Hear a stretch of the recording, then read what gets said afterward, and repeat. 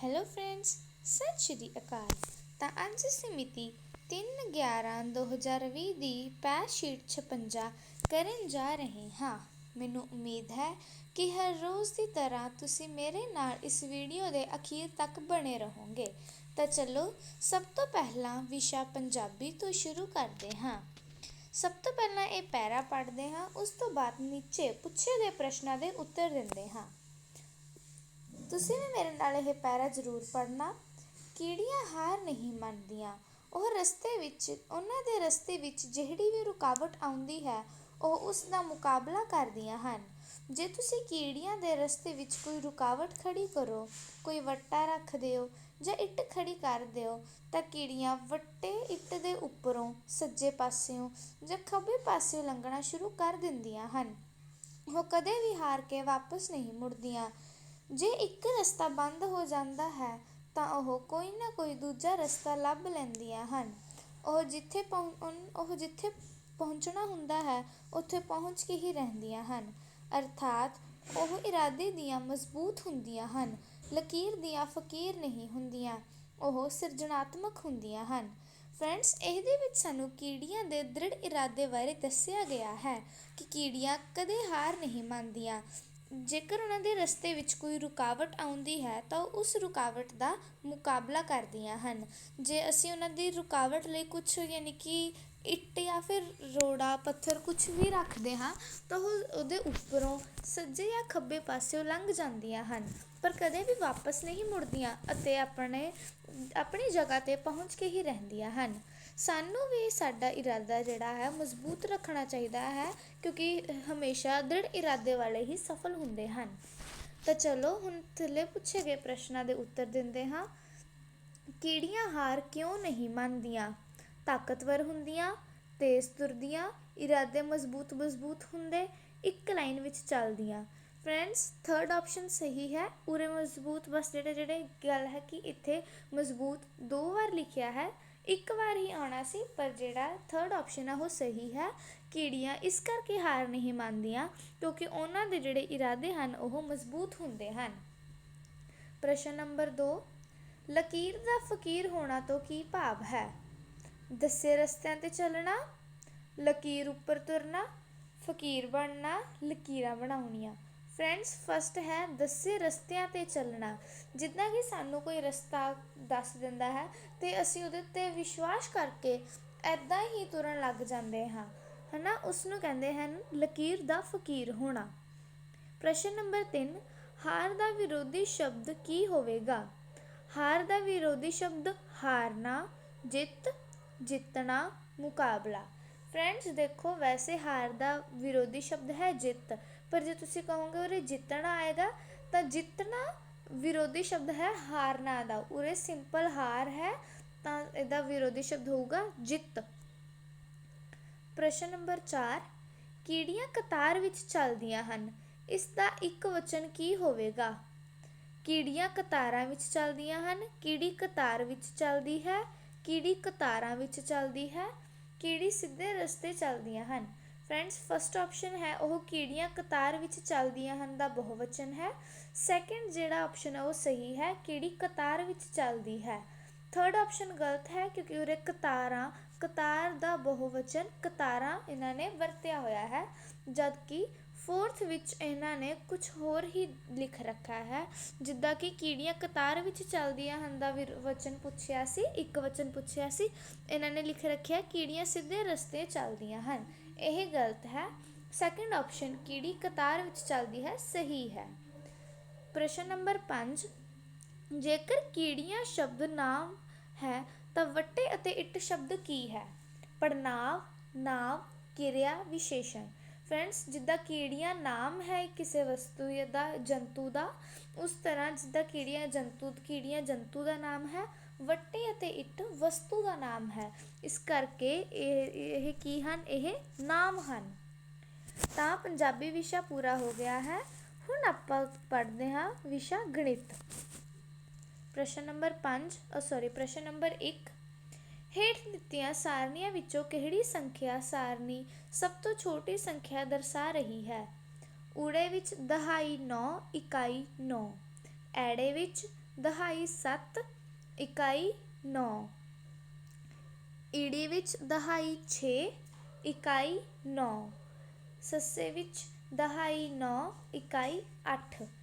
Friends, ਸਭ ਤੋਂ ਛੋਟੀ ਸੰਖਿਆ ਹੈ ਉਹ ਈੜੀ ਹੈ, ਕਿਉਂਕਿ ਦੇਖੋ ਜਿਹੜੀ ਸਭ ਤੋਂ ਵੱਡੀ ਦਹਾਈ ਦੀ ਅੰਕ ਹੈ ਉਹ 9 ਹੈ ਅਤੇ ਸਭ ਤੋਂ ਛੋਟਾ ਦਹਾਈ ਦਾ ਅੰਕ ਇਹਨਾਂ ਚਾਰਾਂ ਆਪਸ਼ਨਸ 'ਚੋਂ 6 ਹੈ। ਅਤੇ ਪਿਛਲਾ ਵੀ ਪਿਛਲੇ ਸਾਰੇ ਇਕਾਈ ਯਾਨੀ ਕਿ ਸਾਰਿਆਂ ਦੀ 9 ਹੈ, ਸੱਸੇ ਦੀ 8 ਹੈ, ਪਰੰਤੂ ਆਪਾਂ ਦਹਾਈ ਦੇਖਾਂਗੇ ਜੋ ਕਿ ਸਭ ਤੋਂ ਛੋਟੀ ਈੜੀ ਦੀ ਹੈ, ਉਹ ਹੈ 6। ਤਾਂ ਈੜੀ ਆਪਸ਼ਨ ਬਿਲਕੁਲ ਸਹੀ ਹੈ। ਪ੍ਰਸ਼ਨ ਨੰਬਰ 2, ਮਨਮੀਤ ਕੋਲ 100 ਰੁਪਏ ਸਨ। ਉਸਨੇ ਦੁਕਾਨ ਤੋਂ 50 ਪਲੱਸ 10 ਦਾ ਸਮਾਨ ਖਰੀਦਿਆ। ਹੁਣ ਉਸ ਕੋਲ ਕਿੰਨੇ ਰੁਪਏ ਬਚੇ? ਫਰੈਂਡਸ ਦੇਖੋ, ਮਨਮੀਤ ਲਵੇ 100 ਰੁਪਏ ਸਨ, ਉਸਨੇ ਦੁਕਾਨ ਤੋਂ 50 ਜੋੜ 10 ਯਾਨੀ ਕਿ 50 ਅਤੇ 10 60 ਦਾ ਸਮਾਨ ਖਰੀਦਿਆ। ਜਦ ਆਪਾਂ 50 ਵਿੱਚ 10 ਨੂੰ ਜੋੜਾਂਗੇ ਤਾਂ 60 ਆਵੇਗਾ। 100 ਰੁਪਏ ਵਿੱਚੋਂ ਉਸਨੇ 60 ਦਾ ਸਮਾਨ ਖਰੀਦਿਆ। ਹੁਣ ਉਸ ਕੋਲ ਕਿੰਨੇ ਰੁਪਏ ਬਚੇ? ਦੇਖੋ ਫਰੈਂਡ, ਜਦੋਂ ਆਪਾਂ ਨੇ ਪਤਾ ਕਰਨਾ ਹੁੰਦਾ ਹੈ ਕਿ ਕੁੱਲ ਕਿੰਨੇ ਬਚੇ ਉਸ ਲਵੇ, ਤਾਂ ਆਪਾਂ ਕੀ ਕਰਦੇ ਹਾਂ, 100 ਚੋਂ ਜਿੱਦਾਂ ਕਿ ਵੱਡੀ ਸੰਖਿਆ ਵਿੱਚੋਂ ਛੋਟੀ ਸੰਖਿਆ ਘਟਾ ਦਿੰਦੇ ਹਾਂ। ਤਾਂ ਇਸ ਸਮੇਂ ਆਪਾਂ 100 ਵਿੱਚੋਂ 60 ਦੀ ਸੰਖਿਆ ਘਟਾ ਦਿਆਂਗੇ। ਜਦ ਆਪਾਂ 100 ਚੋਂ 60 ਘਟਾਵਾਂਗੇ ਉਦੋਂ ਉੱਤਰ ਆਏਗਾ 40। ਤਾਂ ਈੜੀ ਆਪਸ਼ਨ ਬਿਲਕੁਲ ਸਹੀ ਹੈ। ਪ੍ਰਸ਼ਨ ਨੰਬਰ 3, ਹੇਠ ਦਿੱਤੇ ਮਹੀਨਿਆਂ ਵਿੱਚੋਂ ਕਿਹੜੇ ਮਹੀਨੇ ਵਿੱਚ 30 ਦਿਨ ਹੁੰਦੇ ਹਨ? ਜਨਵਰੀ, ਮਾਰਚ, ਅਕਤੂਬਰ, ਨਵੰਬਰ। ਫਰੈਂਡਸ, ਜਨਵਰੀ ਵਿੱਚ 31 ਦਿਨ ਹੁੰਦੇ ਹਨ, ਮਾਰਚ ਵਿੱਚ ਵੀ 31 ਦਿਨ ਹੁੰਦੇ ਹਨ, ਅਕਤੂਬਰ ਵਿੱਚ ਵੀ 31 ਦਿਨ ਹੁੰਦੇ ਹਨ, ਪਰੰਤੂ ਨਵੰਬਰ ਵਿੱਚ 30 ਦਿਨ ਹੀ ਹੁੰਦੇ ਹਨ। ਤਾਂ ਸੱਸਾ ਜਿਹੜਾ ਆਪਸ਼ਨ ਹੈ ਉਹ ਸਹੀ ਹੈ। ਪ੍ਰਸ਼ਨ ਨੰਬਰ 4, ਤਸਵੀਰ ਦੇਖ ਕੇ ਅੰਦਾਜ਼ਾ ਲਗਾਓ ਕਿ ਇਹ ਕਿਹੜਾ ਸਮਾਂ ਹੈ? ਸਵੇਰ, ਰਾਤ, ਸ਼ਾਮ, ਦੁਪਹਿਰ। ਫਰੈਂਡ, ਜਿਸ ਤਰ੍ਹਾਂ ਸਾਨੂੰ ਦਿਖ ਰਿਹਾ ਹੈ ਕਿ ਕਾਲਾ ਆਸਮਾਨ ਹੋਇਆ ਪਿਆ ਹੈ ਅਤੇ ਚੰਦ ਤਾਰੇ ਦੋਹੇ ਦਿਖ ਰਹੇ ਹਨ, ਤਾਂ ਇਸ ਤੋਂ ਸਾਨੂੰ ਪਤਾ ਲੱਗਦਾ ਹੈ ਕਿ ਇਹ ਰਾਤ ਦਾ ਸਮਾਂ ਹੈ। ਤਾਂ ਇਹੜਾ ਆਪਸ਼ਨ ਬਿਲਕੁਲ ਸਹੀ ਹੈ। ਪ੍ਰਸ਼ਨ ਨੰਬਰ 5, ਹੇਠਾਂ ਦਿੱਤੀ ਸਾਰਣੀ ਗੁਰਪ੍ਰੀਤ ਦੇ ਘਰ ਫਲਾਂ ਦੀ ਟੋਕਰੀ ਵਿੱਚ ਫਲਾਂ ਦੀ ਗਿਣਤੀ ਨੂੰ ਦਰਸਾਉਂਦੀ ਹੈ। ਸਾਰਣੀ ਦੇਖ ਕੇ ਦੱਸੋ ਕਿ ਟੋਕਰੀ ਵਿੱਚ ਕਿਹੜੇ ਫਲ ਬਰਾਬਰ ਮਾਤਰਾ ਵਿੱਚ ਹਨ? ਦੇਖੋ ਫਰੈਂਡਸ, ਇੱਕ ਪਾਸੇ ਫਲ ਹਨ ਅਤੇ ਦੂਸਰੇ ਪਾਸੇ ਫਲਾਂ ਦੀ ਗਿਣਤੀ। ਟੋਕਰੀ ਵਿੱਚ ਸੇਬ 8 ਹਨ, ਅੰਬ 9 ਹਨ, ਅਨਾਰ 6 ਹਨ, ਸੰਤਰੇ ਵੀ 6 ਹਨ। ਦੇਖੋ ਫਰੈਂਡਸ, ਆਪਾਂ ਨੂੰ ਪਤਾ ਲੱਗ ਗਿਆ ਹੈ ਕਿ 6 ਦੀ ਗਿਣਤੀ ਉਰੇ ਬਰਾਬਰ ਹੈ। ਤਾਂ ਊੜੇ ਆਪਸ਼ਨ ਵਿੱਚ ਸਾਨੂੰ ਪੁੱਛਿਆ ਗਿਆ ਹੈ ਕਿ ਸੇਬ ਅਤੇ ਅੰਬ। ਐੜੇ ਵਿੱਚ ਪੁੱਛਿਆ ਗਿਆ ਹੈ ਕਿ ਅਨਾਰ ਅਤੇ ਸੰਤਰਾ। ਈੜੀ ਵਿੱਚ ਪੁੱਛਿਆ ਗਿਆ ਹੈ ਸੇਬ ਅਤੇ ਸੰਤਰਾ। ਸੱਸੇ ਵਿੱਚ ਪੁੱਛਿਆ ਗਿਆ ਹੈ ਕਿ ਸੰਤਰਾ ਅਤੇ ਅੰਬ। ਫਰੈਂਡਸ, ਸਾਨੂੰ ਪਤਾ ਲੱਗ ਰਿਹਾ ਹੈ ਕਿ ਸੰਤਰਾ ਅਤੇ ਅਨਾਰ ਬਿਲਕੁਲ ਸਹੀ ਹਨ, ਕਿਉਂਕਿ ਅਨਾਰ ਵੀ 6 ਹਨ ਅਤੇ ਸੰਤਰੇ ਵੀ 6 ਹਨ। ਤਾਂ ਇਹੜਾ ਆਪਸ਼ਨ ਬਿਲਕੁਲ ਸਹੀ ਹੈ, ਕਿਉਂਕਿ ਸੰਤਰਾ ਅਤੇ ਅਨਾਰ ਇੱਕੋ ਬਰਾਬਰ ਹਨ, ਕਿ ਇਹਨਾਂ ਦੀ ਇੱਕੋ ਮਾਤਰਾ ਹੈ। ਤਾਂ ਨੈਕਸਟ ਹੈ ਜਿਹੜਾ ਸਬਜੈਕਟ ਇੰਗਲਿਸ਼। ਇਹਦੇ ਵਿੱਚ ਵੀ ਸਾਨੂੰ ਪੈਰਾ ਦਿੱਤਾ ਗਿਆ ਹੈ, ਉਸ ਤੋਂ ਬਾਅਦ ਥੱਲੇ ਪੁੱਛੇ ਗਏ ਪ੍ਰਸ਼ਨਾਂ ਦੇ ਉੱਤਰ ਦੇਣੇ ਹਨ। ਤਾਂ ਫਰੈਂਡਸ, ਚਲੋ ਆਪਾਂ ਇਹ ਪੈਰਾ ਪੜ੍ਹਨਾ ਸ਼ੁਰੂ ਕਰਦੇ ਹਾਂ। ਤੁਸੀਂ ਮੇਰੇ ਨਾਲ ਜ਼ਰੂਰ ਪੜ੍ਹਿਓ, ਕਿਉਂਕਿ ਇਹਦੇ ਨਾਲ ਤੁਹਾਡੇ ਰੀਡਿੰਗ ਸਕਿੱਲਸ ਇੰਪਰੂਵ ਹੋਣਗੀਆਂ। One day, Raju ate a banana and threw a banana peel on the road. ਇਹਦੇ ਵਿੱਚ ਸਾਨੂੰ ਕਹਿ ਰਹੇ ਨੇ ਕਿ ਇੱਕ ਦਿਨ ਰਾਜੂ ਨੇ ਕੇਲਾ ਖਾਧਾ ਅਤੇ ਕੇਲੇ ਦਾ ਜਿਹੜਾ ਛਿਲਕਾ ਹੁੰਦਾ ਹੈ ਉਹ ਸੜਕ ਉੱਤੇ ਹੀ ਸੁੱਟ ਦਿੱਤਾ। He didn't dump it in the dustbin. Dump ਮਤਲਬ ਸੁੱਟਣਾ। ਉਸਨੇ ਉਹਨੂੰ ਡਸਟਬਿਨ ਵਿੱਚ ਨਹੀਂ ਸੁੱਟਿਆ। At the same time, an old man was going on the road. ਉਸੇ ਸਮੇਂ 'ਤੇ ਇੱਕ ਜਿਹੜਾ ਬਜ਼ੁਰਗ ਆਦਮੀ ਹੈ ਉਹ ਰੋਡ 'ਤੇ ਯਾਨੀ ਕਿ ਸੜਕ 'ਤੇ ਜਾ ਰਿਹਾ ਸੀ। He did not see the banana peel. ਉਸਨੂੰ ਜਿਹੜਾ ਕੇਲੇ ਦਾ ਛਿਲਕਾ ਹੈ ਉਹ ਨਹੀਂ ਦਿਖਿਆ ਜੋ ਕਿ ਸੜਕ 'ਤੇ ਗਿਰਿਆ ਹੋਇਆ ਸੀ। The old man stepped on the banana peel and fell down on the road. ਜਿਹੜਾ ਉਹ ਬਜ਼ੁਰਗ ਆਦਮੀ ਸੀ ਉਸਨੇ ਗਲਤੀ ਨਾਲ ਜਿਹੜਾ ਬਨਾਨਾ ਨੇ ਯਾਨੀ ਕਿ ਕੇਲੇ ਦਾ ਛਿਲਕਾ ਸੀ ਉਹਦੇ ਉੱਤੇ ਪੈਰ ਰੱਖ ਦਿੱਤਾ ਅਤੇ ਤਿਲਸ ਕੇ ਜਿਹੜੇ ਸੜਕ ਹੈ ਉਹਦੇ ਉੱਤੇ ਗਿਰ ਗਿਆ, ਸੜਕ ਉੱਤੇ ਗਿਰ ਗਿਆ। ਰਾਜੂ ਸਟਾਰਟਡ ਲਾਫਿੰਗ, ਰਾਜੂ ਨੇ ਉਸਦੀ ਮਦਦ ਤਾਂ ਕੀ ਕਰਨੀ ਸੀ, ਰਾਜੂ ਦੇਖ ਕੇ ਹੱਸਣ ਲੱਗ ਗਿਆ। The old man was injured and could not get up, ਜਿਹੜਾ ਉਹ ਬਜ਼ੁਰਗ ਆਦਮੀ ਸੀ ਉਹ ਜ਼ਖਮੀ ਹੋ ਗਿਆ ਸੀ, ਉਸਦੇ ਸੱਟ ਲੱਗੀ ਸੀ। And could not get up, ਅਤੇ ਉਹ ਖੜਾ ਨਹੀਂ ਹੋ ਸਕਦਾ ਸੀ।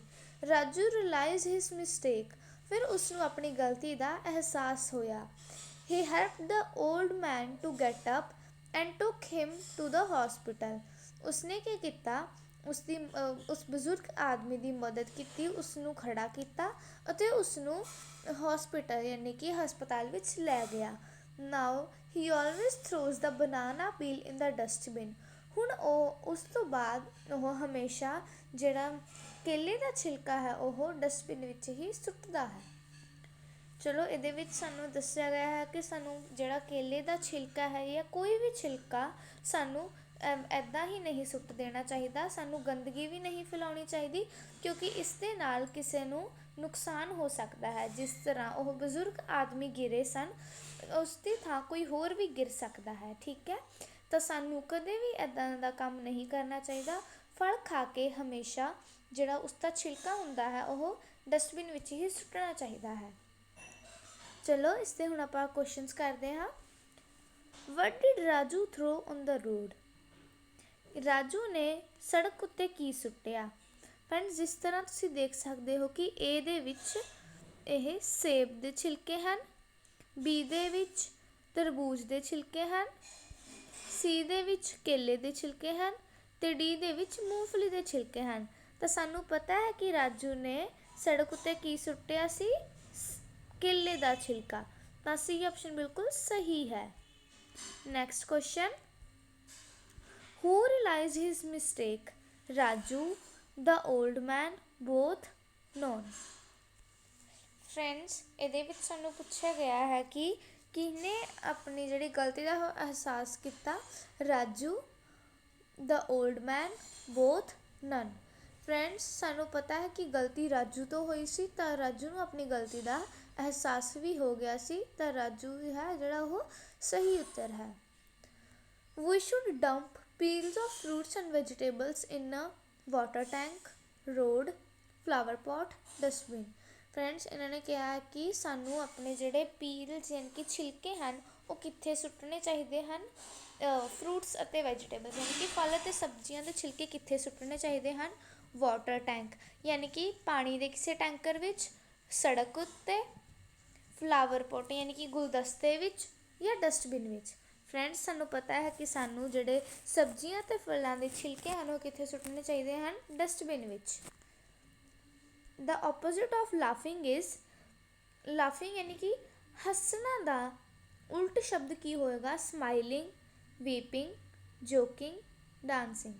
ਫਰੈਂਡਸ ਸਾਨੂੰ ਪਤਾ ਹੈ ਕਿ ਸਮਾਈਲਿੰਗ ਦਾ ਅਰਥ ਹੈ ਮੁਸਕਰਾਉਣਾ, ਵੀਪਿੰਗ ਦਾ ਰੋਣਾ, ਜੋਕਿੰਗ ਦਾ ਯਾਨੀ ਕਿ ਮਜ਼ਾਕ ਕਰਨਾ ਜਾਂ ਕਿਸੇ ਦਾ ਮਜ਼ਾਕ ਉਡਾਉਣਾ ਕੁਛ ਵੀ, ਡੀ ਯਾਨੀ ਕਿ ਡਾਂਸਿੰਗ ਯਾਨੀ ਕਿ ਨੱਚਣਾ।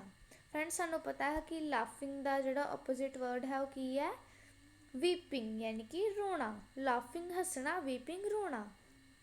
ਪ੍ਰਸ਼ਨ number 5, choose the incorrect option for verb, ਇਹਨਾਂ ਵਿੱਚੋਂ ਕਿਹੜੀ ਵਰਬ ਨਹੀਂ ਹੈ। ਦੇਖੋ ਫਰੈਂਡਸ, ਏ ਏਟ, ਬੀ ਸਟਾਰਟਡ, ਸੀ ਟਾਈਮ, ਡੀ ਹੈਲਪਡ। ਫਰੈਂਡਸ ਜਿਸ ਤਰ੍ਹਾਂ ਸਾਨੂੰ ਪਤਾ ਲੱਗ ਰਿਹਾ ਹੈ ਕਿ ਏਟ ਵੀ ਵਰਬ ਹੈ, ਸਟਾਰਟਡ ਸ਼ੁਰੂ ਕਰਨਾ ਵੀ ਵਰਬ ਹੈ, ਟਾਈਮ ਵਰਬ ਨਹੀਂ ਹੈ ਅਤੇ ਹੈਲਪਡ ਵਰਬ ਹੈ, ਤਾਂ ਸੀ ਆਪਸ਼ਨ ਹੈ ਜਿਹੜਾ ਉਹ ਸਹੀ ਹੈ ਕਿਉਂਕਿ ਟਾਈਮ ਵਰਬ ਨਹੀਂ ਹੈ। ਉਸ ਤੋਂ ਬਾਅਦ ਆਪਾਂ ਕਰਨਾ ਹੈ ਵਿਸ਼ੇ ਹਿੰਦੀ। ਇਹਦੇ ਵਿੱਚ ਵੀ ਅਸੀਂ ਇਹ ਪੈਰਾ ਪੜ੍ਹ ਕੇ ਨੀਚੇ ਪੁੱਛੇ ਗਏ ਪ੍ਰਸ਼ਨਾਂ ਦੇ ਉੱਤਰ ਦੇਣੇ ਹਨ, ਤਾਂ ਚਲੋ ਤੁਸੀਂ ਮੇਰੇ ਨਾਲ पैरा पढ़ना शुरू करो। कार्य करना मनुष्य का श्रृंगार है। मनुष्य कार्य करने से ही सुंदर लगता है, इसलिए जब हम अपने आसपास नज़र घुमाकर देखते हैं तो हर व्यक्ति कार्य करने में जुटा हुआ नज़र आता है। जैसे कुम्हार मिट्टी के घड़े बनाता है। चमरकार जूतों को चमकाता है, टूटे जूतों को ठीक करता है। धोबी कपड़े धोकर उसकी सिलवटें निकालता है और किसान हमारे खाने के लिए अनाज पैदा करता है। इस तरह हम देखते हैं कि नाई, माली, मेहतर, फेरीवाला, गवाला और हलवाई सभी का कार्य हमारे लिए आवश्यक है। कोई भी कार्य छोटा या बड़ा नहीं होता। हर कार्य को मन लगाकर करना चाहिए। कार्य करने से ही मानव जीवन बेहतर बनता है। सफलता उसी को मिलती है जो मन लगाकर अपना कार्य करता है। किसी भी कार्य को करने से जी नहीं चुराता, बल्कि उसे सम्मान के साथ करता है, क्योंकि कार्य ही मनुष्य के सुखों का आधार है। इसमें हमें बताया गया है कि कार्य जो है वही मनुष्य का श्रृंगार है। हमें कार्य करते रहना चाहिए, क्योंकि जो मनुष्य कार्य कर रहा होता है वही सुंदर लगता है। इसलिए जब हम अपने आसपास देखते हैं तो हम देखते हैं कि सभी लोग अपने अपने कार्य में जुटे हुए हैं। जैसे कुम्हार मिट्टी के घड़े बना रहा है, जो चमरकार है वो जूतों को चमका रहा है, टूटे जूतों को ठीक कर रहा है, धोबी कपड़े धोकर सिलवटें निकालता है, किसान हमारे लिए अनाज पैदा करता है। माफ़ करना। इसी तरह हम देखते हैं कि नाई, माली, सभी फेरी वाला, गवाला, हर कोई अपने अपने कार्य को करने में लगा हुआ है। कोई भी कार्य जो है वो छोटा बड़ा नहीं होता। अगर हम कोई कार्य मन लगाकर करते हैं तो मानव जीवन जो है वो बेहतर बनता है। सफलता उसी को मिलती है जो मन लगाकर अपना कार्य करता है और जो अपने कार्य से दिल नहीं चुराता। ठीक है, तो चलो हम इसके प्रश्नों के उत्तर देते हैं। प्रश्न नंबर 1, जीवन में सफलता पाने के लिए हमें क्या करना चाहिए? कार्य मन लगाकर करना चाहिए, कार्य से जी नहीं चुराना चाहिए, हर कार्य का सम्मान करना चाहिए, उपरोक्त सब करने चाहिए। फ्रेंड्स, हमें उपरोक्त सब करने चाहिए, क्योंकि हमें मन लगाकर भी करना चाहिए कार्य से जी भी नहीं चुराना चाहिए और कार्य को सम्मान से करना चाहिए। निम्नलिखित शब्दों में से किस शब्द में मह संयुक्त अक्षर का प्रयोग किया गया है? मेहतर, कुम्हार, सम्मान, अहम। यहाँ पर हमें संयुक्त अक्षर आधा म और ह, जिसकी आवाज़ मह आ रही है, उसका प्रयोग बताना है। तो वो है कुम्हार में। सम्मान में आधा म है लेकिन ह की आवाज़ नहीं आ रही है। इसमें ह भी है और म भी है, परंतु जो म है वो पूरा है। अहम में म पीछे है और ह आगे है, जो सही आवाज़ नहीं दे रहा। प्रश्न नंबर 3, पंजाबी के शब्द दोदी का निम्नलिखित शब्दों में से हिंदी रूपांतर कौन सा है? फिर से पढ़ते हैं।